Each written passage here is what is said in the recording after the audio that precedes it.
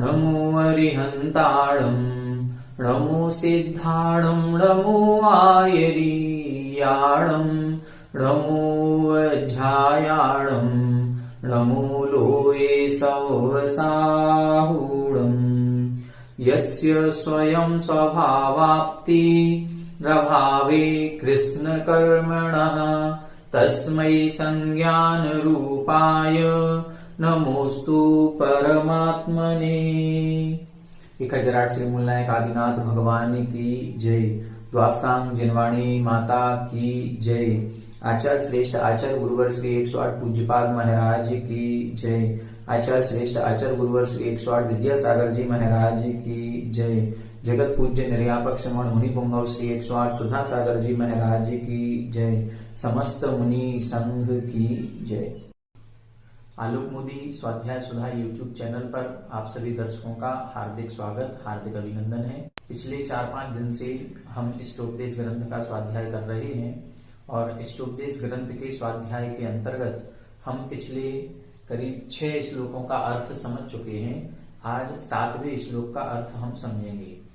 अभी तक 6 श्लोकों में हमने प्रथम श्लोक में मंगलाचरण का अर्थ देखा था। दूसरे श्लोक में अशुद्ध आत्मा शुद्ध आत्मा कैसे बनती है, ऐसे सुद्रव्य सुक्षेत्र सुकाल और सुभाव का ज्ञान किया था। तीसरे श्लोक में हमने व्रतों की महिमा को समझा कि व्रतों के द्वारा देव पद को पाना श्रेष्ठ है, ना कि अव्रतों के द्वारा नरक में जाना। चौथे श्लोक में हमने समझा था कि व्रतों की महिमा तो मोक्ष प्रदान करने की है। व्रतों का महत्व तो इतना है कि उन व्रतों के पालन करने से मोक्ष की प्राप्ति हो सकती है, तो स्वर्ग कुछ भी दूर नहीं है, अर्थात स्वर्ग सुख की कामना नहीं करनी चाहिए। 5वें श्लोक में हमने स्वर्ग का सुख देखा था कि स्वर्ग का सुख कैसा होता है। स्वर्ग का सुख इंद्रिय जनित है, इंद्रियों से उत्पन्न होने वाला है, आतंक से रहित अर्थात दुखों से रहित है और बहुत लंबे समय तक भोगने योग्य होता है। और कैसा होता है, तो स्वर्ग में रहने वाले देवताओं का सुख स्वर्ग में रहने वाले देवताओं के समान ही होता है। फिर इसके बाद 6वें श्लोक में हमने देखा था कि कहीं हम लोगों की विचारधारा ये ना बन जाए कि स्वर्ग सुख यदि इतना अच्छा है कि स्वर्ग के सुख की कहीं कोई उपमा ही नहीं है, तो हमें तो स्वर्ग सुख ही चाहिए, हमें मोक्ष सुख नहीं चाहिए। इसलिए आचार्य पूज्यपाद स्वामी जी ने 6वां श्लोक लिखा था कि संसारी प्राणी के जितने भी ये सुख और दुख प्राप्त होते हैं, ये सारे के सारे सुख और दुख भ्रम मात्र हैं। हमारा भ्रम है कि हमें सुख मिल रहा है। वास्तविकता में कोई भी संसार का पदार्थ हमें सुखी नहीं कर सकता, क्योंकि ये जितने भी भोग सामग्री है, ये भोग सामग्री आपदी विपत्ति के समय में हमारे रोग के समान हमें व्याकुल करती है। अब प्रश्न उठता है कि जब आचार्य पूज्यपाद स्वामी ये जान रहे हैं और अब हम भी ये समझ चुके हैं कि कोई भी संसार का पदार्थ हमें सुख नहीं दे सकता, कोई भी संसार के पदार्थ से हम सुखी नहीं हो सकते, तो फिर ये बात हमें समझ में आती क्यों नहीं है। हम जान रहे हैं, हम सब कुछ समझ रहे हैं, लेकिन फिर भी हम आत्म तत्व के कल्याण की ओर हम अपना कदम क्यों नहीं बढ़ा पा रहे हैं।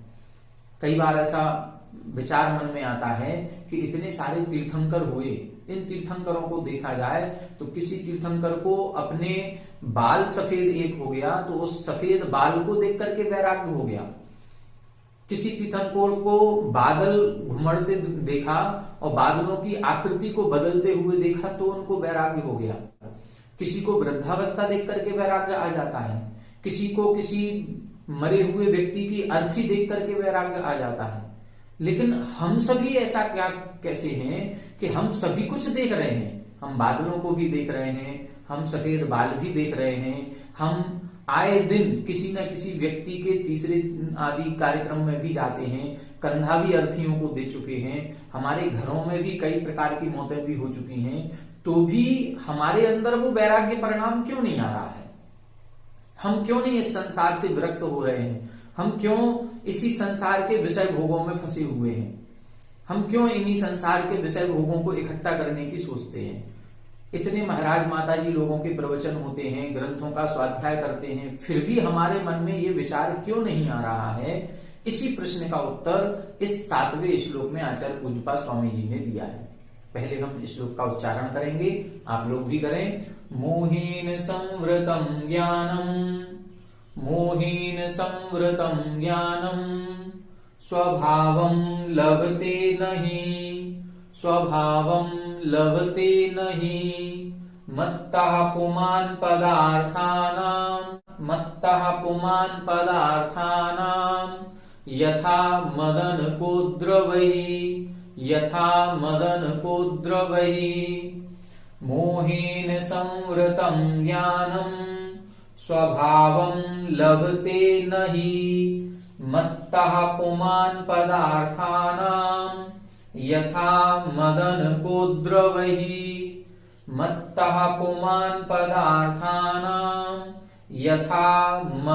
कोद्रवै। एक बार आप लोग भी उच्चारण करें। मोहेन संवृतं ज्ञानम् स्वभावं लभते नहि मत्तः पुमान् पदार्थानां यथा मदन कोद्रवै। देखें अर्थ देखें।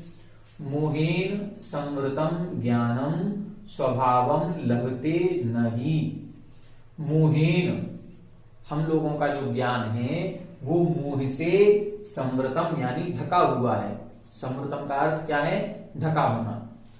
किसका ज्ञान? हम सभी का ज्ञान। ज्ञानम जो हम लोगों का ज्ञान है वो मोह से ढका हुआ है। और जिसका ज्ञान या जो ज्ञान मोह से ढका हुआ होता है वो स्वभावम लभते नहीं। वह स्वभाव को लभते यानी प्राप्त न यानी नहीं होता है। हम सभी का ज्ञान कैसा है? हम सभी का ज्ञान मोह से ढका हुआ है। हम सभी के मोह लगा हुआ है। राग द्वेष की परिणति हम सभी के साथ लगी हुई है। इसलिए हम उस वास्तविक ज्ञान को प्राप्त नहीं कर पा रहे हैं। मोह से ढका हुआ ज्ञान स्वभाव को प्राप्त नहीं होता है। हमें सबसे पहले मोह को छोड़ना होगा।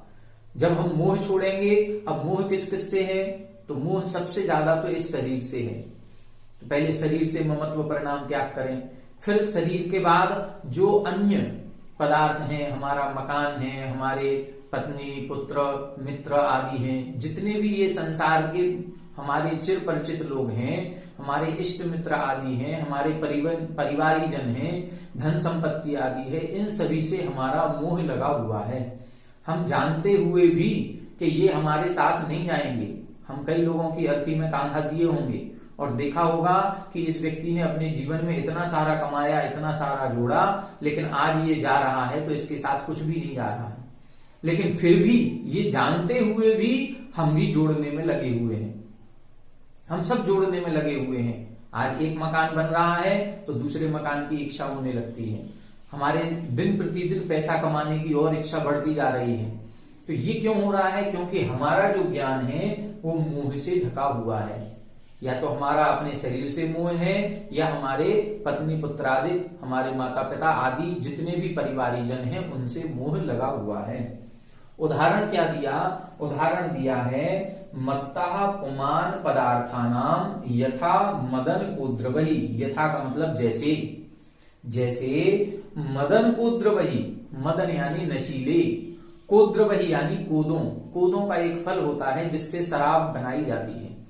तो नशीले कोदों के द्वारा जो शराब बनाई जाती है, मदन कोद्रवहि, उस नशीले कोदों को खाने के बाद या उस शराब को पीने के बाद मत्तः पुमान्, जो मदमत्त पुरुष हो गया है, पुमान् यानी पुरुष, ऐसा व्यक्ति जिसने मदन कोद्रवहि नशीले कोदों का सेवन किया है और उस नशीले कोदों का सेवन करने के बाद अब जो नशे में आ गया है, मत्तः का मतलब अब जिसको अपने स्वरूप का भान नहीं है, वो सब कुछ भूल गया, वो नशे में आ गया, ऐसा व्यक्ति जैसे पदार्थानाम, पदार्थों का ज्ञान नहीं करता है, उसको ज्ञान नहीं होता है कि हम कहां पर हैं, हम अपने घर के बिस्तर पे सो रहे हैं या हम कहीं नाली में पड़े हुए हैं, उसको नहीं ज्ञान होता है, क्योंकि वो तो नशे में डूबा हुआ है। और नशे में इतना डूब जाता है कि उसको ये भी ज्ञान नहीं रहता है कि हम अपने घर का दरवाजा खटखटा रहे हैं या पड़ोसी के घर का दरवाजा खटखटा रहे हैं। यहाँ तक कि शास्त्रों में लिखा गया है और ऐसा हम अनुभव में भी देखते हैं कि नशीले जो व्यक्ति होता है, नशे में जो व्यक्ति होता है, उसको अपनी माँ, अपनी पत्नी और अपनी बहन का भी ध्यान नहीं होता है कि कौन हमारी पत्नी है, कौन हमारी माँ है। माँ के साथ हो सकता है पत्नी जैसा व्यवहार करने लग जाए। तो ये नशे में जब हम होते हैं तो हम अपने स्वरूप को भूल जाते हैं। जैसे वो नशे में व्यक्ति अपने घर को भूल गया, अपने रिश्तेदारों को, अपनी माँ को भूल गया कि ये मेरी माँ है, वो ये भूल गया कि हम बिस्तर पर पड़े हैं कि हम कहीं नाली में पड़े हुए हैं, उसको अपने स्वरूप का भान नहीं है। इसी प्रकार से हमें भी नशा है। हमें किसका नशा है? मोह का नशा है। हमारा ज्ञान भी उस मोह से ढका हुआ है। जैसे उस व्यक्ति का जब नशा उतरता है, उसका नशा 24 घंटे बाद, 10 घंटे बाद, 15 घंटे बाद, जब भी जैसे उसका और नशा उतरता है और उसको ख्याल आता है तो फिर वो अपने घर पर आ जाता है। वो अपनी पत्नी को पत्नी कहने लगता है, अपनी माँ को माँ कहने लगता है। नशे में गालियां दे रहा था और फिर जैसे ही नशा उतरता है तो क्षमा मांगने लगता है। तो उसका तो नशा फिर भी 10 घंटे, 15 घंटे, एक दिन में उतर गया। लेकिन जो हम लोगों का नशा चढ़ा हुआ है, ये हम लोगों का कोई शराब का नशा नहीं है जो एक दिन में उतर जाए, 10 दिन, 15 दिन, 10 घंटे, 15 घंटे में उतर जाए। हम लोगों का नशा कैसा है? हम लोगों का नशा मोह का नशा है। छेड़ालाकार पंडित दौलत राम जी ने क्या लिखा? मोह महामद पियो अनादि, भूल आपको भरमतवादी। मोह महामद पियो अनादि, क्या लिखा? मोह महामद पियो अनादि। इस जीव ने मोह रूपी महामद, महामद यानी महान मदिरा, जैसे ये मदिरा है, ये सामान्य मदिरा है, और एक महान मदिरा। महान मदिरा किसे कहेंगे? महान मदिरा का मतलब यही है कि इसका नशा तो फिर भी उतर जाएगा, लेकिन मोह का नशा हमारा अनादिकाल से नहीं उतर रहा है। हम लोग अनादिकाल से, जब से इस संसार में यह जीव है, तब से ही हम इस मोह रूपी मदिरा का सेवन कर रहे हैं। जिस पर्याय में जाते हैं, जिस शरीर को धारण करते हैं, उसी शरीर से राग करने लगते हैं। जिस पर्याय में जाते हैं, उस पर्याय में ही परिग्रह आदि को जोड़ने लगते हैं। कुछ ना कुछ खाने पीने की जो 4 संज्ञाएं हैं, आहार संज्ञा, भय संज्ञा, मैथुन संज्ञा, परिग्रह संज्ञा, ये परिणति हमारी प्रत्येक पर्याय में बनी हुई है। चाहे भले हम एकेंद्रीय वृक्ष क्यों ना बन गए हों, वृक्षों में भी संग्रह करने की प्रवृत्ति होती है। चींटी आदि को देखते हो, उनमें भी संग्रह करने की प्रवृत्ति होती है। तो ये सारी प्रवृत्ति हमारी नहीं जा रही है। हम जिस पर्याय में जाते हैं उसी पर्याय से मोह करने लगते हैं, और इसी कारण से हम अपने सच्चे स्वरूप को प्राप्त नहीं कर पा रहे हैं। मोह महामद पियो अनादि, भूल आपको भरमतवादी। ये जीव अपने स्वरूप को भूल गया और वादी यानी व्यर्थ में ही भ्रमत यानी भ्रमण कर रहा है। अब हमें अपने स्वरूप का ज्ञान करना है। तो यहां हम जो विषय पदार्थों में सुख दुख मान रहे हैं, वो सुख दुख क्यों मान रहे हैं? क्योंकि हम मोही हैं। हमें उस पदार्थ से मोह लगा हुआ है, हमें इस शरीर से मोह लगा हुआ है, इसलिए हम उस पदार्थ के संयोग पर अपने आप को सुखी मानते हैं और पदार्थ का वियोग हो जाने पर दुखी मानने लगते हैं। जबकि कोई भी पदार्थ ना तो सुख देता है और ना दुख देता है। तो क्या अर्थ हुआ इसका?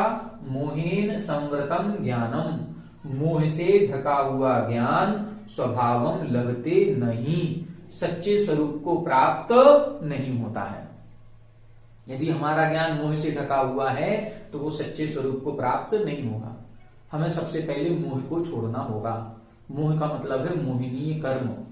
मोहिनी कर्म सबसे पहले नाश होता है। जब कर्मों का क्षय किया जाता है तो सबसे पहले मोहिनी कर्म का क्षय होता है 10वें गुण स्थान में। फिर उसके बाद में अन्य 3 घातीय कर्म नष्ट होते हैं और फिर उसके बाद 4 अघातीय कर्म नष्ट होते हैं। मोहिनी कर्म में भी सबसे पहले नष्ट करने के लिए हमें छायिक सम्यक दर्शन करना होगा, तब हम आगे की प्रोसेस कर पाएंगे। तो छायिक सम्यक दर्शन करने के लिए दर्शन मोहिनी का मिथ्यात्व को नष्ट करना होगा। मिथ्यात्व का मतलब क्या है?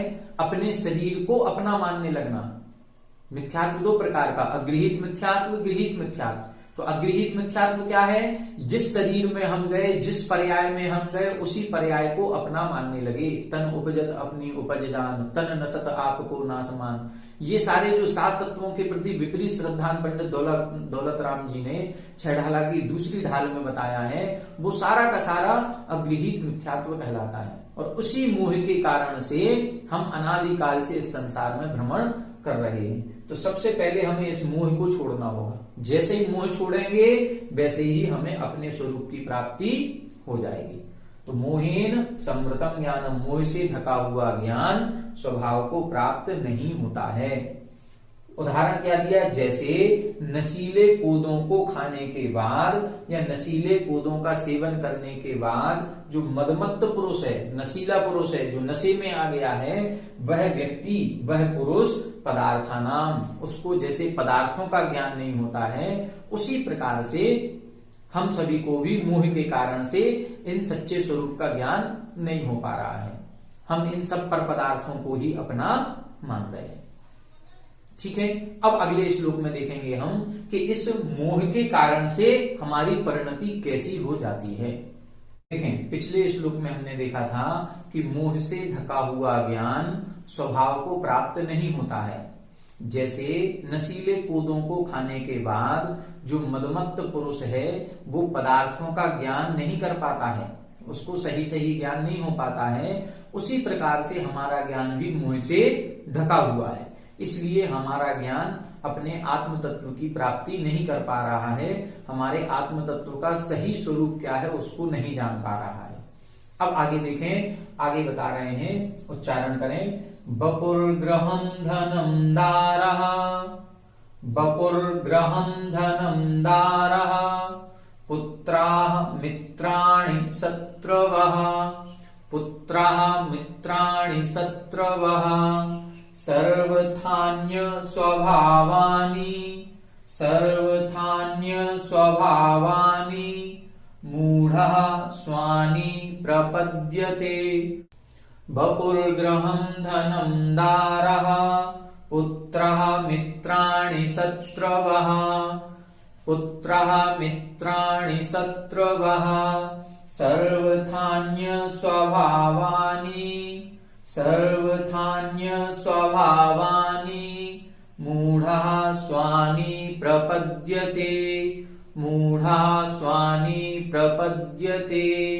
एक बार आप लोग पढ़ें, बपुर्ग्रहं धनं दारः, पुत्रः मित्राणि शत्रवः, सर्वथान्य स्वभावानि, मूढ़ः स्वानि प्रपद्यते, मूढ़ः स्वानि प्रपद्यते।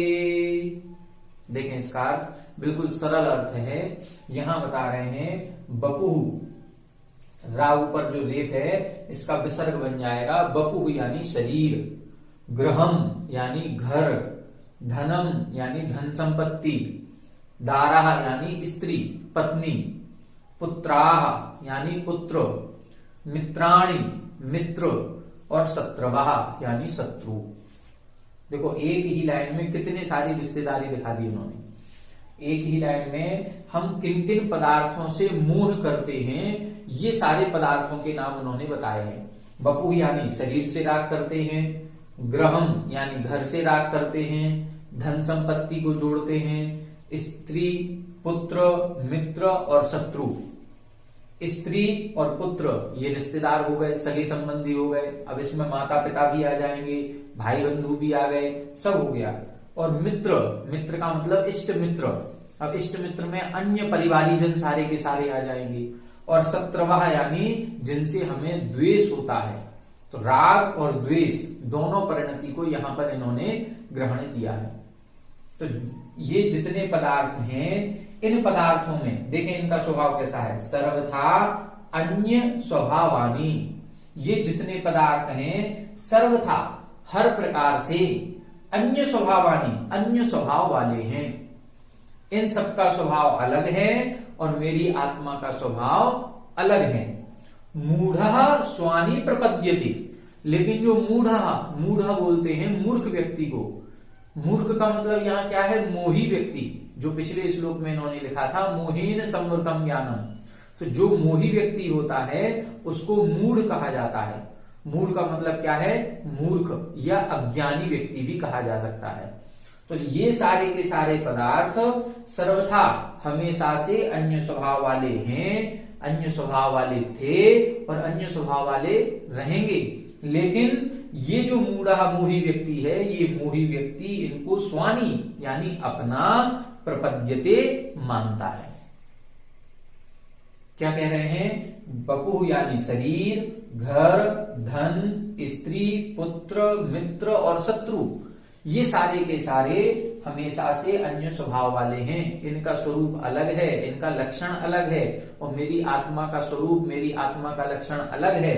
लेकिन मूढ़ा मोही व्यक्ति ही स्वानी प्रपद्यते, मोही व्यक्ति ही इनको अपना मानता है, या मोही व्यक्ति ही इनसे राग करता है, मोही व्यक्ति ही इनको जोड़ने में, इनका संग्रह करने में, इनका संरक्षण करने में लगा रहता है।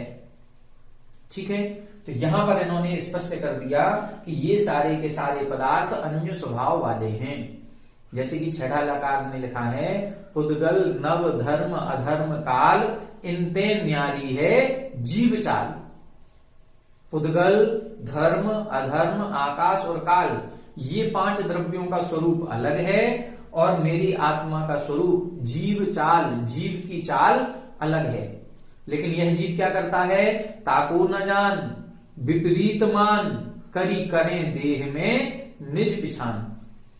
ये जीव क्या करता है? जो मोही व्यक्ति है वो क्या करता है? ताको न जान, इन 5 से भिन्न चाल है जीव की, पुद्गल, धर्म, अधर्म, आकाश आदि से। लेकिन यह जीव भिन्न ना मान करके एक मानता है। ताको न जान विपरीत मान, भिन्न है लेकिन भिन्न ना मान करके एक रूप मानता है। और करी करें देह में निज पिछान, और अपने शरीर में ही अपनी आत्मा की पहचान करता है। अब हम यदि देखें तो हम सोचते हैं कि मैं कौन हूं, तो मैं, ये जो सामने शरीर दिख रहा है ये ही हूं मैं, जबकि ये तो शरीर है, ये शरीर मेरा है, मैं शरीर नहीं हूं। इस शरीर के अंदर जो आत्म तत्व विराजमान है वो आत्म तत्व में हूं। ये शरीर तो यहीं, जैसे ही मरण को प्राप्त होंगे ये शरीर यहीं रह जाएगा और मैं यहां से चला जाऊंगा। ये शरीर तो एक निमित्त मात्र है, एक संयोग मात्र है जो इस संसार में रहने के लिए हमको मिला हुआ है। ये परिवारीजन क्या है? ये परिवारीजन भी एक संयोग मात्र हैं। तो ये श्लोक आपको समझ में आ गया होगा, बिल्कुल सरल श्लोक है। बपुः यानी शरीर, गृहम यानी घर, धन, स्त्री, धारा का मतलब स्त्री, पुत्राः यानी संतान, मित्राणि मित्र, सगे संबंधी, इष्ट मित्र, परिवारीजन सभी आ जाएंगे, और शत्रवः जिनसे हमारा बोलचाल नहीं है, जिनसे हम द्वेष करते हैं, ये सारे के सारे सर्वथा अन्य स्वभावानी, इनका स्वरूप अलग है और मेरी आत्मा का स्वरूप अलग है। जल पय ज्यों जिय तन मेला, पे भिन्न भिन्न नहीं भेला, तो प्रगट जुदे धन धामा, क्यों हुए एक मिल सुतरामा। जो 12 भावनाएं जो हैं, उन 12 भावनाओं में अन्यत्व भावना का चिंतन किया जाता है। ये अन्यत्व भावना का चिंतन है कि ये सारे का सारा जितने भी पदार्थ हैं इनका स्वरूप अलग है और मेरी आत्मा का स्वरूप अलग है, ऐसा चिंतन करना ये अन्यत्व भावना कहलाती है। क्या लिखा उन्होंने? जल पय ज्यों जिय तन मिला, जैसे दूध में पानी मिला दिया जाता है तो अब दूध और पानी एक रूप हो जाते हैं, उनको अलग अलग नहीं किया जा सकता, वो अलग अलग दिखाई नहीं देते हैं। इसी तरह से जिय तन मिला, जिय यानी जीव और तन यानी शरीर भी आपस में मिले हुए हैं। अब देखें, जैसे दूध पानी मिला हुआ है ऐसे जीव और शरीर भी मिला हुआ है। पे भिन्न भिन्न नहीं मिला, फिर भी ये दोनों आपस में एक दूसरे से मिले हुए होने के बाद भी दूध अलग है, पानी अलग है, शरीर अलग है, आत्मा अलग है। जब ये शरीर में आत्मा मिली हुई है, एक में एक है, तो भी शरीर अलग है और आत्मा अलग है, तो प्रगट जुदे धन धामा, तो फिर तो ये मकान, स्त्री, पुत्र, धन संपत्ति ये तो सब अलग दिखाई दे रहे हैं। पहले ही अलग है, मैं अलग हूं, ये अलग है। मैं जिस चेयर पर बैठा हूं, मैं जिस मकान में रह रहा हूं वो मकान अलग है, मैं अलग हूं, वो चेयर अलग है, सब कुछ अलग दिखाई दे रहा है। जब ये सारे के सारे पदार्थ अलग दिखाई दे रहे हैं तो फिर कैसे मेरे हो सकते हैं? अर्थात ये पदार्थ मेरे नहीं हो सकते। जो शरीर के साथ अनादिकाल से जुड़ा हुआ है, जब वो शरीर ही मेरा नहीं है वो आत्मा अलग है और शरीर अलग है, तो प्रत्यक्ष में दिखाई देने वाले जो अलग पदार्थ हैं, पृथक दिखने वाले पदार्थ हैं, वो मेरे कैसे हो सकते हैं? ये अन्यत्व भावना का चिंतन हमको करना पड़ेगा। और यदि हम नहीं कर रहे हैं तो हम अज्ञानी कहलाएंगे। मूढ़ा स्वानी प्रपद्यते, मोही जीव, अज्ञानी जीव, मूर्ख जीव ही इनको अपना मानता है। अब हम भले ही शास्त्रों का खूब ज्ञान कर लें, हमें बहुत सारे शास्त्र कंठस्थ याद हैं, सब कुछ है, तो अब हम अपने आप को ज्ञानी कहें या अज्ञानी कहें, विचारणीय है। हम अपने आप को ज्ञानी बोलते हैं, लेकिन ज्ञानी शास्त्रों का ज्ञान करने से नहीं होगा। ज्ञानी बनेगा कैसे? इन पदार्थों में अन्यत्व भाव रखने से। यदि हम शास्त्रों का स्वाध्याय करने के बाद भी इन पदार्थों में मोह रख रहे हैं, तो फिर हम ज्ञानी नहीं है। हम कैसे हैं? हम अज्ञानी की श्रेणी में ही आएंगे। तो अब इनके साथ कैसा संबंध रखें? फिर हमारे घर में पत्नी है, पुत्र है, मकान है, इनको हम अपना कहें या ना कहें? इनसे हम मोह रखें कि नहीं रखें? इनसे राग करें कि नहीं करें?